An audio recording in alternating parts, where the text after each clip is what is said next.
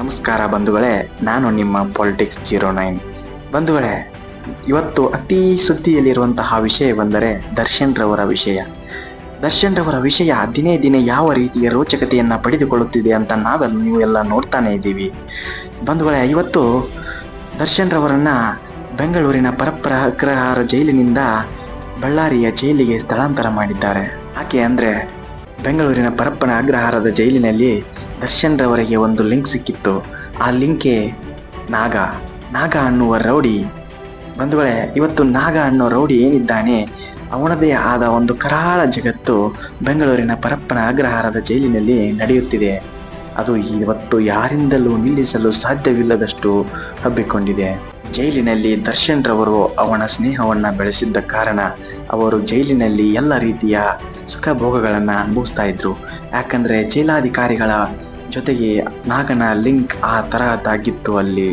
ಆದರೆ ಪೊಲೀಸರು ಮಾತ್ರ ಹೊರಗಿನ ಜನರನ್ನ ಯಾವ ರೀತಿ ನಂಬಿಸಿದ್ದರು ಎಂದರೆ, ದರ್ಶನ್ ಜೈಲಿನಲ್ಲಿ ಯಾವ ಅನುಕೂಲಗಳನ್ನು ಪಡೆದಿಲ್ಲ, ದರ್ಶನ್ ಒಬ್ಬ ಸಾಮಾನ್ಯರಂತೆ ಆ ಜೈಲಿನಲ್ಲಿ ಬದುಕುತ್ತಿದ್ದಾನೆ ಎಂಬ ವಿಷಯದಂತೆ ಎಲ್ಲ ಜನರನ್ನ ಮೂರ್ಖರನ್ನಾಗಿ ಮಾಡಿದ್ದರು ಈ ಪೊಲೀಸ್ ವ್ಯವಸ್ಥೆ. ಅದು ಯಾರಿಗೂ ಗೊತ್ತಾಗಬಾರದೆಂದು ಪದೇ ಪದೇ ಕೋರ್ಟ್ಗೆ ದರ್ಶನ್ ರವರು ಅರ್ಜಿ ಹಾಕುತ್ತಿದ್ದರು. ನನಗೆ ಮನೆ ಊಟ ಬೇಕು, ನನಗೆ ಇನ್ನಿತರ ಸೌಲಭ್ಯಗಳು ಬೇಕು ಅಂತ ಪದೇ ಪದೇ ದರ್ಶನ್ ಕೋರ್ಟ್ಗೆ ಮೇಲ್ಮನವಿ ಹಾಕ್ತಾ ಇದ್ರು. ಆದರೆ ಒಳಗೆ ಅವೆಲ್ಲ ಅನುಕೂಲಗಳನ್ನು ದರ್ಶನ್ ಆಗಾಗಲೇ ಪಡೆದಿದ್ರು. ಆದರೆ ಹೊರಗಿನ ಜಗತ್ತಿಗೆ ಕಾಣುವ ರೀತಿಯಾಗಿ ಮಾತ್ರ ಆ ಮೇಲ್ಮನವಿಗಳು ನಮಗೆ ಕಾಣಿಸಿಕೊಳ್ಳುತ್ತಿದ್ದವು. ಆದರೆ ಬಂಧುಗಳೇ, ಇವತ್ತು ದರ್ಶನ್ ರವರನ್ನ ಬೆಂಗಳೂರಿನ ಪರಪ್ಪನ ಅಗ್ರಹಾರ ಜೈಲಿನಿಂದ ಬಳ್ಳಾರಿಯ ಜೈಲಿಗೆ ಸ್ಥಳಾಂತರ ಮಾಡಿದ್ದಾರೆ. ಆದರೆ ಇದರಿಂದ ಏನು ಅನುಕೂಲ ಅಂತ ತಿಳಿತಾ ಇಲ್ಲ. ಪರಪ್ಪನ ಅಗ್ರಹಾರ ಜೈಲಿನಲ್ಲಿ ನಡೆಯುತ್ತಿದ್ದ ಕೃತ್ಯಗಳು ಬಳ್ಳಾರಿಯ ಜೈಲಿನಲ್ಲಿ ನಡೆಯುವುದಿಲ್ಲ ಅಂತ ಏನು ಗ್ಯಾರಂಟಿ? ಯಾಕೆಂದರೆ ಜೈಲ ವ್ಯವಸ್ಥೆನೇ ಹಾಗೆ, ಜೈಲಿನಲ್ಲಿರುವ ವ್ಯವಸ್ಥೆ ಕೂಡ ಹದಗೆಟ್ಟು ಹೋಗಿದೆ. ಅಲ್ಲಿ ಯಾರನ್ನ ಭೇಟಿ ಮಾಡಬೇಕಾದರೂ ಕೂಡ ಅಲ್ಲಿರುವ ಸಿಬ್ಬಂದಿಗೆ ನಾವು ಕೈ ರುಚಿಯನ್ನು ತೋರಿಸಿದರೆ, ಅಂದರೆ ಬಂಧುಗಳೇ, ಆ ಸಿಬ್ಬಂದಿಗೆ ಸ್ವಲ್ಪ ಹಣವನ್ನು ಕೊಟ್ಟಿದ್ದರೆ ಮಾತ್ರ ಆ ವ್ಯಕ್ತಿಯನ್ನು ನಾವು ಸುಲಭವಾಗಿ ಅಲ್ಲಿ ಭೇಟಿ ಮಾಡಬಹುದು ಅಥವಾ ಸರಳವಾಗಿ ಭೇಟಿ ಮಾಡಿ ಬರೋಕೆ ಅದು ಕಾರಣ ಆಗುತ್ತೆ. ಇಲ್ಲ ಅಂದರೆ ನಾವು ಹಲವಾರು ಸವಾಲುಗಳನ್ನು ಅಲ್ಲಿ ಎದುರಿಸಬೇಕಾಗುತ್ತೆ, ಹಾಗೆ ಹಲವಾರು ತೊಂದರೆಗಳನ್ನು ನಾವು ಎದುರಿಸಬೇಕಾಗುತ್ತೆ. ಹಾಗೆ ಅತಿ ಹೆಚ್ಚು ಸಮಯ ಕೈದಿಯ ಜೊತೆ ನಾವು ಮಾತನಾಡಲು ಅವಕಾಶವಿರುವುದಿಲ್ಲ. ಇಂತಹ ಹಲವಾರು ಸಮಸ್ಯೆಗಳಿಗೆ ಕಾರಣವೇ ಆ ಹಣ. ಆ ಹಣವನ್ನು ನೀಡಿದರೆ ನೀವು ಮಾತ್ರ ಜೈಲಿನಲ್ಲಿ ಸರಳವಾಗಿ ಆ ವ್ಯಕ್ತಿಯನ್ನು ಭೇಟಿಯಾಗಬಹುದು. ಹಾಗೆ ಬೆಂಗಳೂರಿನ ಪರಪ್ಪನ ಅಗ್ರಹಾರದಲ್ಲಿ ನಡೆಯುತ್ತಿರುವ ಈ ಕೃತ್ಯಗಳು ಬಳ್ಳಾರಿಯ ಜೈಲಿನಲ್ಲಿ ನಡೆಯುವುದಿಲ್ಲ ಅಂತ ಏನು ಗ್ಯಾರಂಟಿ ಬಂಧುಗಳೇ? ಅಲ್ಲಿಯೂ ಕೂಡ ಈ ವ್ಯವಸ್ಥೆ ಈಗಾಗಲೇ ನೆಲೆಯೂರುತ್ತೆ. ಈ ವ್ಯವಸ್ಥೆ ಈಗಾಗಲೇ ಬಹುದಿನಗಳ ಹಿಂದಿನಿಂದ ಈ ಎಲ್ಲ ಜೈಲುಗಳಲ್ಲಿ ನೆಲೆಯೂರಿದೆ. ಇಲ್ಲಿ ಯಾವುದೇ ಸಮಸ್ಯೆ ಕೂಡ ಕಂಡು ಬಂದರೂ ಅದಕ್ಕೆ ಕಾರಣವೇ ಹಣ.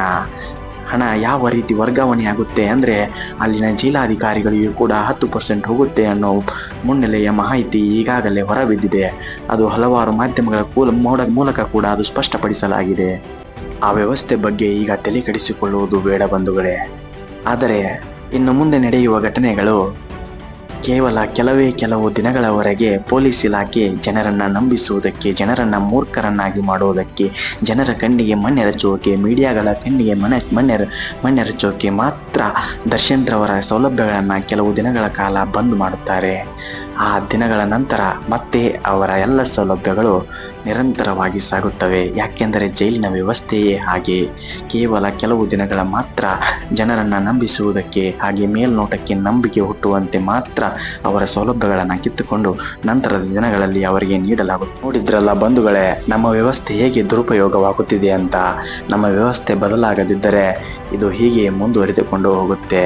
ಇದನ್ನು ಮಟ್ಟ ಹಾಕಲು ಯಾರಿಂದಲೂ ಸಾಧ್ಯವಾಗುವುದಿಲ್ಲ. ಅದಕ್ಕಾಗಿ ಈ ವ್ಯವಸ್ಥೆ ಕೂಡಲೇ ಬದಲಾಗಬೇಕಾಗಿದೆ. ಧನ್ಯವಾದಗಳು ಬಂಧುಗಳೇ. ನಾನು ನಿಮ್ಮ Politics09.